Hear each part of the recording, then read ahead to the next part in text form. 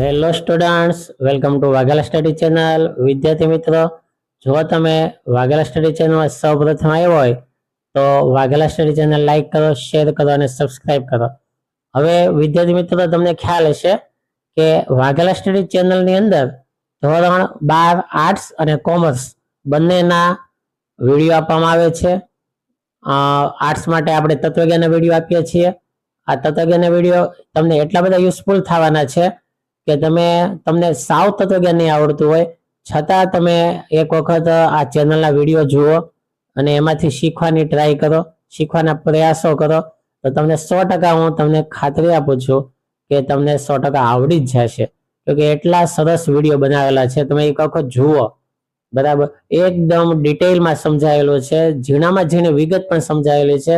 શરૂઆતથી વિડીયો જો. હું તમને એમ કહેવા માંગુ છું કે ચેપ્ટર પહેલાના શરૂઆતમાં વિધાનના પ્રકારો સમજાવેલા છે, તાર્કિક કારકો સમજાવેલું છે, ત્યાંથી તમે જોવાનું શરૂ કરો. અને કોઈ પણ વિદ્યાર્થીને શીખવું હોય ને ખરેખર તો એને એકદમ પાયામાંથી શીખવું જોઈએ. ડાયરેક્ટ તમે ચેપ્ટર 2 માં આવશો તો કઈ નહીં ખબર પડે. સમજ્યા? અને બધું આપણી ચેનલમાં છે, આપેલું જ છે, તમે થોડુંક જુઓ. બરાબર, મને આશા છે કે તમે આવું કરશો.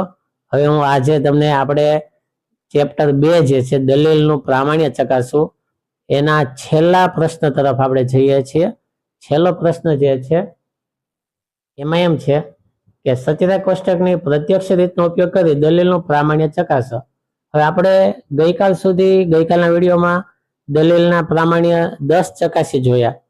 એની અંદર દલીલ જે આપેલી હતી એને આપણે સંકેતાવલી કરતા હતા, પ્રાથમિક રજૂઆત કરતા હતા, ત્યારબાદ આધાર વિજ્ઞાનને સમુચ્ચય સ્વરૂપે લખતા હતા, પછી સત્યતા કોષ્ટક બનાવતા હતા અને પછી એનું પ્રામાણ્ય ચકાસતા હતા. હવે આજે જે પ્રશ્ન 3 છે, તમારું સ્વાધ્યાય 2, તત્વજ્ઞાનનો સ્વાધ્યાય 2, તેનો પ્રશ્ન 3. પ્રશ્ન 3 ની અંદર છે ને જે કઈ દલીલ આપેલી છે ને એ દલીલ પ્રાતિક સ્વરૂપે આપેલી જ છે.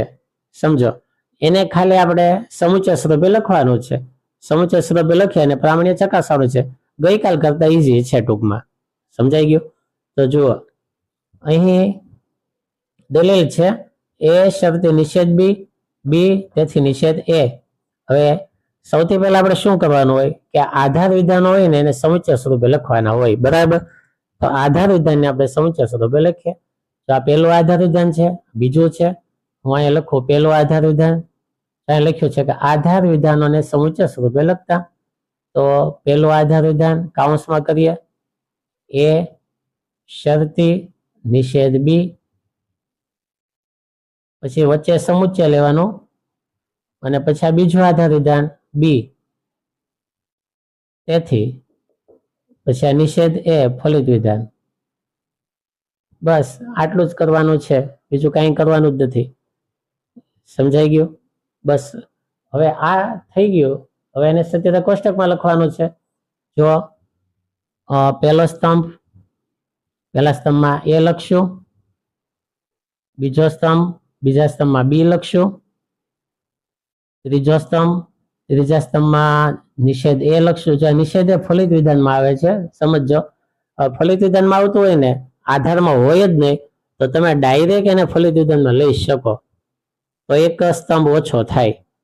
પણ આપણે શરૂઆતમાં લઈ લઈએ એટલે પછી આપણે ટેવ પડી ગઈ હોય તો પછી છેલ્લે કઈ તકલીફ ન પડે. તો નિષેધ એ પહેલા લઈએ, બાકી ન લો તો ચાલે. સમજો, આ ઓપ્શનલ છે. નિષેધ બી, પાંચમો સ્તંભની અંદર આ આવશે એ શરતી નિષેધ બી. તો એ શરતી નિષેધ બી. છઠ્ઠો સ્તંભ સમગ્ર આખો આધાર વિધાન આવશે. જો એ શરતી નિષેધ બી સમુચ્ચય બી. અને સાતમો સ્તંભ તો ફલિત વિધાન હોય જ છે, તમને ખ્યાલ જ છે, નિષેધ એ. બરાબર, હવે આપણે શું કરવાનું હોય છે કે 4 હરોળ છે, કે 2 વિધાન છે, એટલે 4 હરોળ હોય. 4 અને અડધા 2 ટી થશે, તો 2 ટી. અને 2 એફ. 2 ના અડધા 1 ટી 1 એફ, 1 ટી 1 એફ. નિષેધ એ એટલે કે પહેલા સ્તંભનો નિષેધ,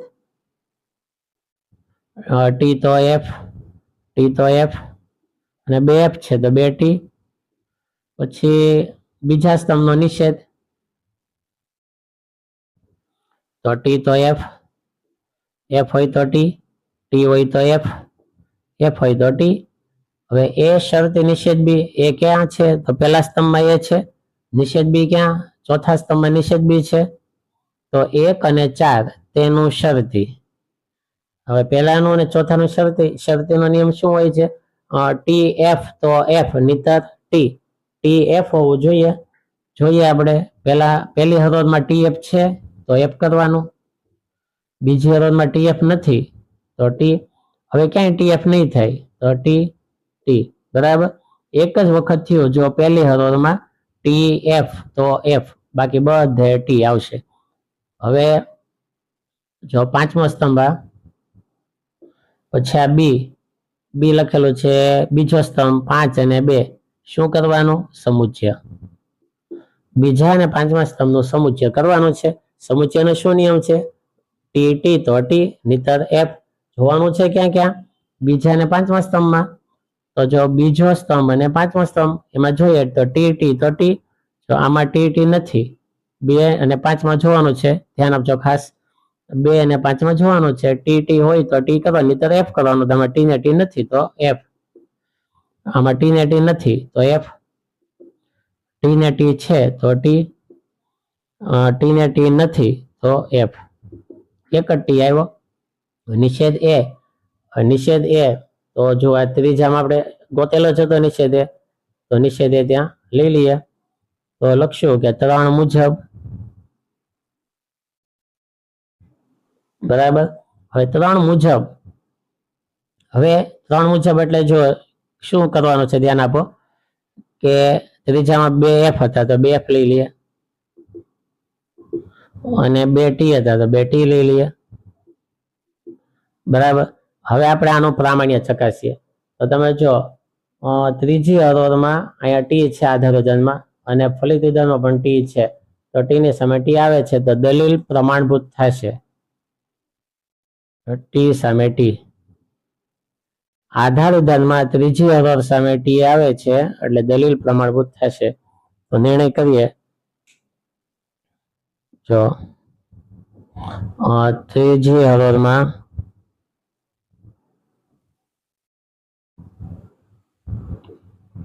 આધાર વિધાન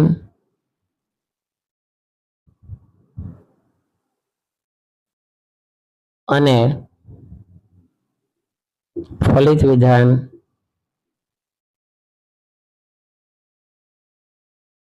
સત્ય છે,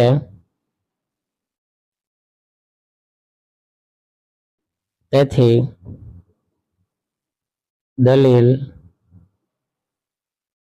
પ્રમાણભૂત છે.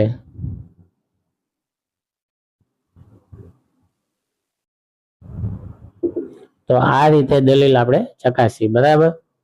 દાખલાનો સ્ક્રીનશોટ લેવો હોય તો લઈ લ્યો. અને હવે હું તમને દાખલો બીજો ગણાવું છું.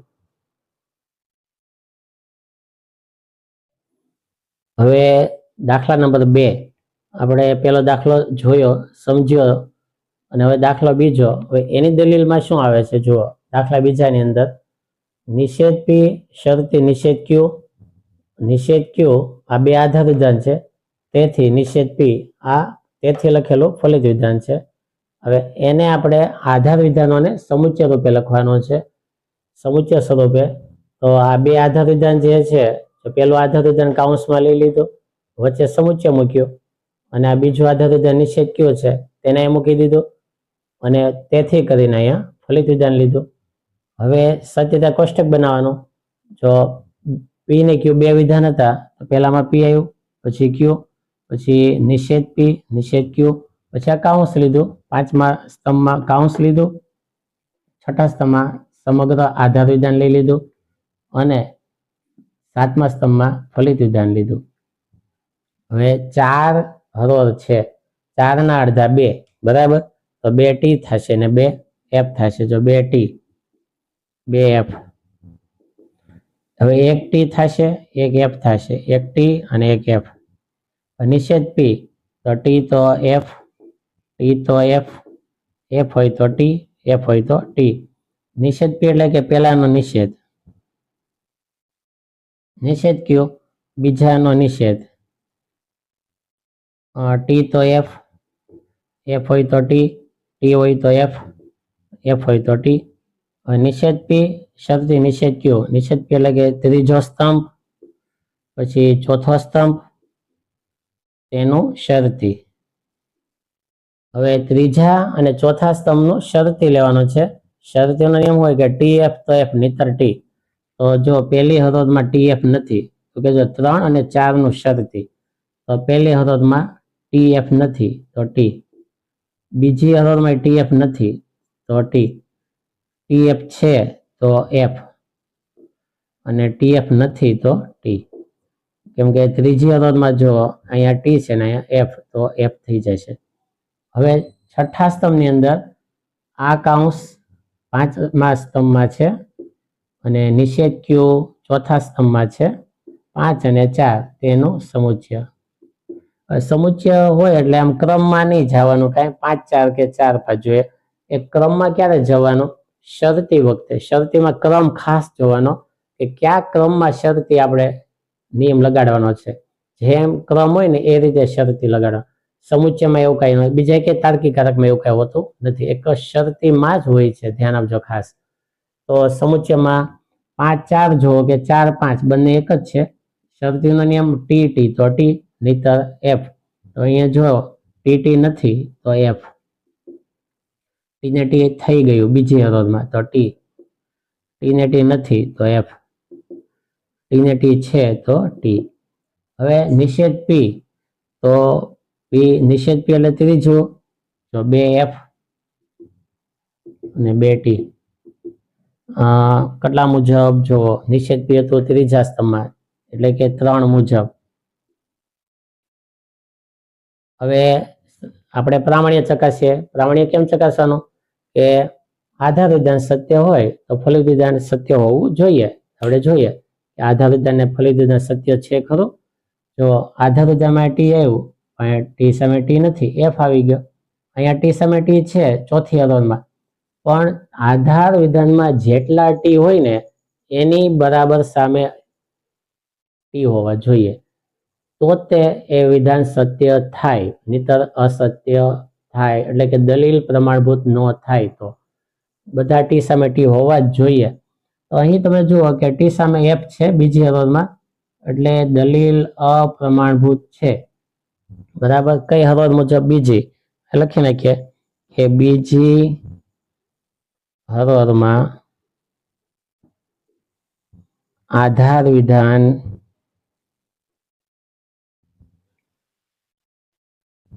સત્ય છે, પરંતુ ફલિત વિધાન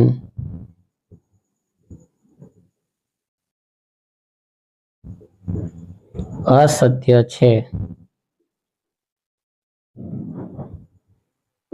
તેથી દલીલ અપ્રમાણભૂત છે.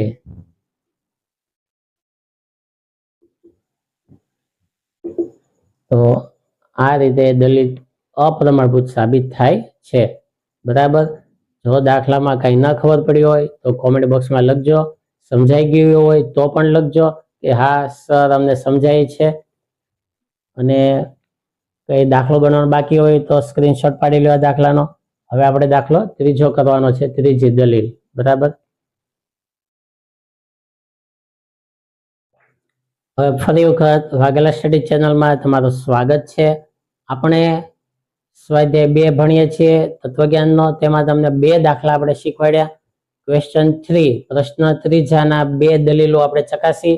હવે દલીલ નંબર 3. તો જો અહીંયા ધ્યાન આપો, ખાસ ધ્યાન આપવામાં સેજ જુદું છે, થોડુંક અલગ પડે છે. સમજો શું અલગ પડે છે તમને સમજાવું. કે અત્યાર સુધી આપણે જેટલી દલીલો કરતા હતા તેની અંદર આધાર વિધાનને આપણે સમુચ્ચય સ્વરૂપે લખતા હતા. ક્લિયર? બરાબર. શું કામ લખતા હતા એ ખબર છે તમને? કે એની અંદર જેટલી દલીલ અત્યાર સુધી ભણ્યા આપણે તેમાં આધાર વિધાન 2 આવતા હતા, 2. એટલે એ બંને આધાર વિધાનોને આપણે ભેગા કરતા હતા, જોડી દેતા હતા અને એક આધાર વિધાન બનાવતા હતા. એને કહેવાય સમુચ્ચય સ્વરૂપ. ક્યારે આવું કરવું પડતું હતું? 2 આધાર વિધાન આવતા હતા ત્યારે. ફલિત વિધાન તો એક જ હોય, સમજો. પણ આ ત્રીજી દલીલ જે છે અત્યારે એમાં સેજ જુદું છે. આની અંદર જો આ રીતની દલીલ છે, નિષેધ બી શરતી એ. હવે તરત તેથી આવી ગયું, જુઓ.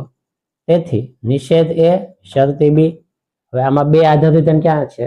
નથી, એક જ આધાર વિધાન છે. તો ઘણા દોઢાઈ વિદ્યાર્થીઓ હોય ને તો શું કરે ખબર? કે આ બંનેને સમુચ્ચય કરી નાખે, સમુચ્ચય સ્વરૂપે જોડી દે. અરે પણ આમ ન થાય, આવું ન થાય. કેમ કે આધાર વિધાને જોડવાના હોય, ફલિતને ન જોડવાનું હોય. કઈ ફલિતને તો અલગ રાખવાનું હોય. આધાર વિધાન 2 આપ્યા હોય તો તેને જોડાય. સમજી ગયા? એટલે આ બંને જોડાય નહીં, સમુચ્ચય સ્વરૂપ ન થાય આમાં. બરાબર. તો શું કરવાનું? કાંઈ નહીં કરવાનું, સીધે સીધું સત્યતા કોષ્ટક. બીજું શું કરવાનું? એમાં કાંઈ નહીં કરવાનું, સીધું સત્યતા કોષ્ટક. નથી આધાર વિધાન સમુચ્ચય સ્વરૂપ જોડવાના, તો સત્યતા કોષ્ટક બનાવી લઈએ. તો આ 2 એ ને બી 2 વિધાન છે. પહેલામાં એ લેશું, પછી બીજામાં બી. નિષેધ એ પણ છે, નિષેધ બી પણ છે, બંને લઈ લીધા આપણે. હવે આ પહેલું આખું આધાર વિધાન લેવાનું, અહીંયા નિષેધ બી શરતી એ. કાંઈ કરવાનું નથી, કેટલી ઈઝી છે સમજો. અને આમાં જ બધા મિસ્ટેક કરે પાછા. અને નિષેધ એ શરતી બી, આ ફલિત વિધાન. હવે આપણે એમાં ટીએફ લખીએ તો 4 હરોળ છે તો 2 ટી 2 એફ. તો 2 ટી 2 એફ, 2 ના અડધા 1 ટી 1 એફ, ટી એફ.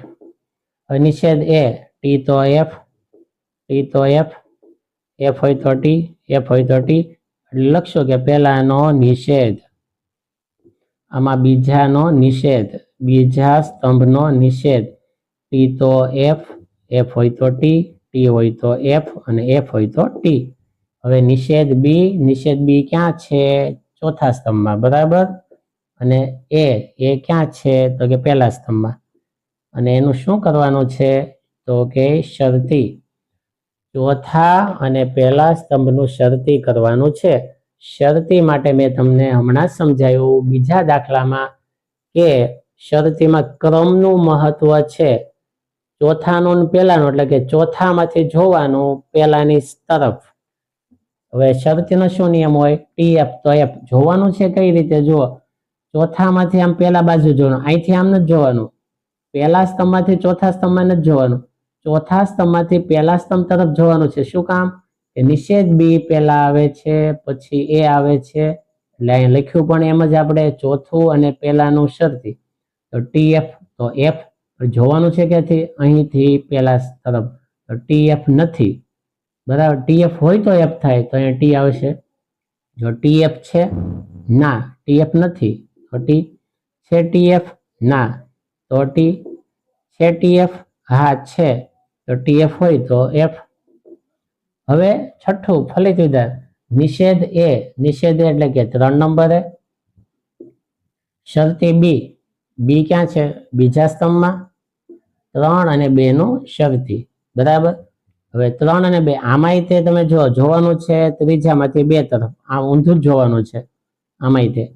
તો ટી એફ તો એફ થવો જોઈએ, આમાં ટી એફ નથી, તો ટી. આ બીજામાં ટી એફ નથી, તો ટી. ત્રીજામાં ટી એફ નથી, તો ટી. અને છેલ્લે ટી એફ છે, તો એફ. હવે ચકાસણી કરીએ તો તમે જુઓ કે પહેલા 3 માં ટી આવ્યા અને એની બરાબર સામે ટી આવે છે.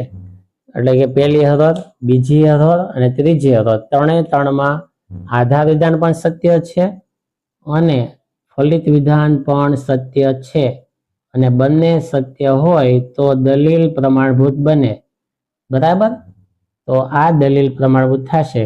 કઈ કઈ હરોળ મુજબ? પહેલી, બીજી, ત્રીજી, 3 હરોળમાં આધાર વિધાન અને ફલિત વિધાન સત્ય છે. તો એનો આપણે નિર્ણય લખીએ કે હરોળ નંબર 1, 2, 3 માં જો લખીએ હરોળ નંબર 1, 2, 3 માં આધાર વિધાન સત્ય છે અને ફલિત વિધાન પણ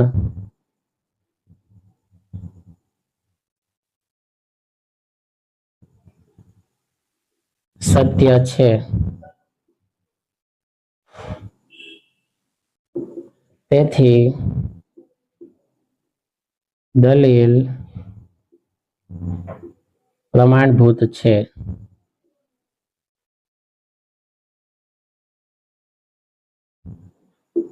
તો આ દાખલા પૂરો થયો. બરાબર.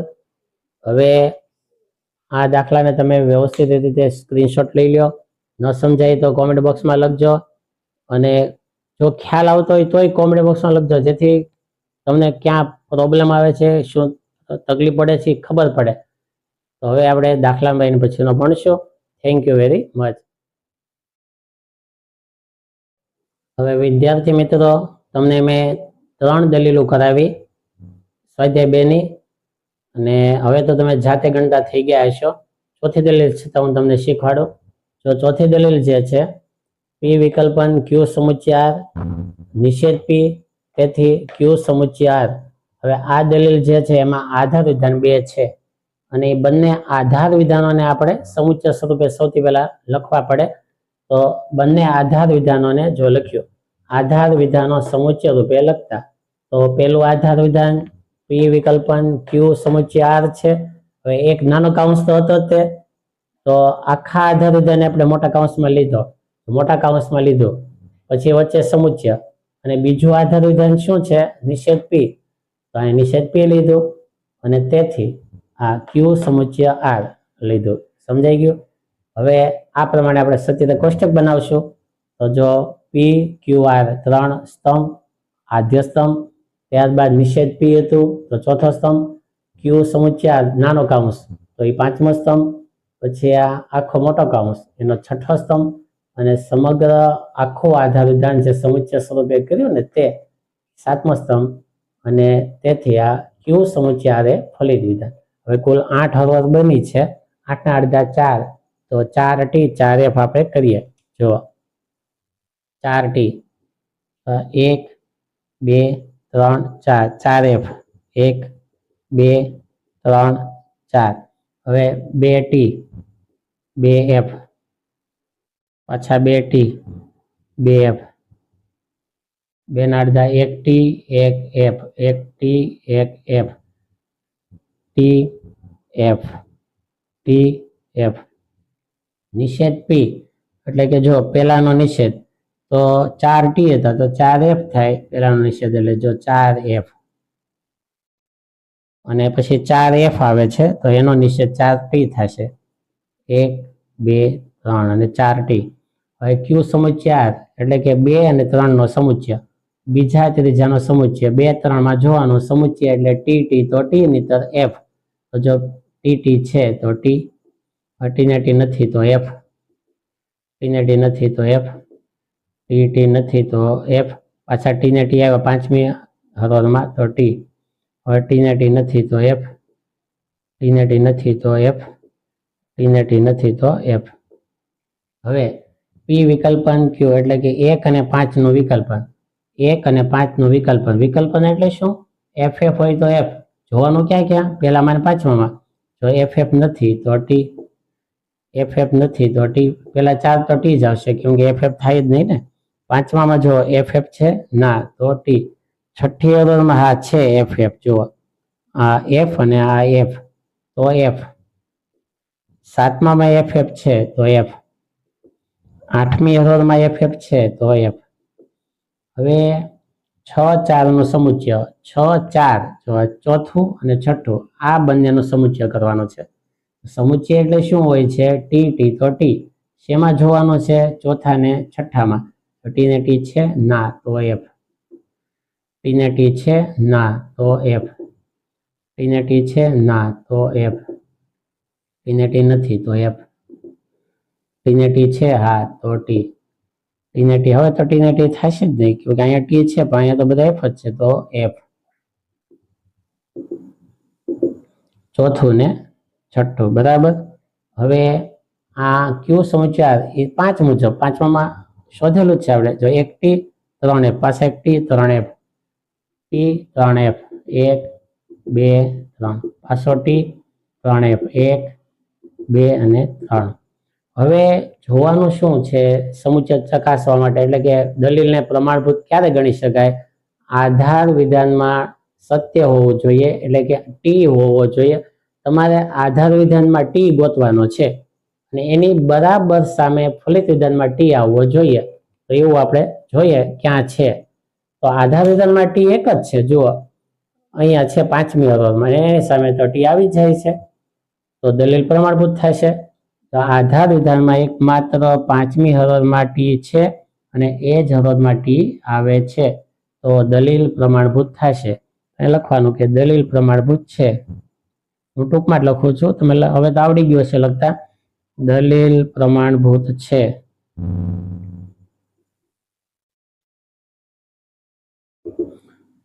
તો વિદ્યાર્થી મિત્રો, તમને આ વિડીયો કેવા લાગે છે તે કોમેન્ટ બોક્સમાં લખો. તમને સમજાઈ જતું હોય તો તમારા મિત્રોને શેર કરો, એને કહો, કેમ કે તત્વજ્ઞાન વિષય એવો વિષય છે, સ્કોરિંગ વિષય, કે તમે એમાં સારામાં સારા માર્ક લાવી શકો. અને એમાં વાઘેલા સ્ટડી ચેનલ છે, તમને ટોટલી બધા વિડીયો આપવાની છે તત્વજ્ઞાનના. તો તમે આ ચેનલને બને એટલી વધારે શેર કરો તમે મિત્રોને. Thank you very much.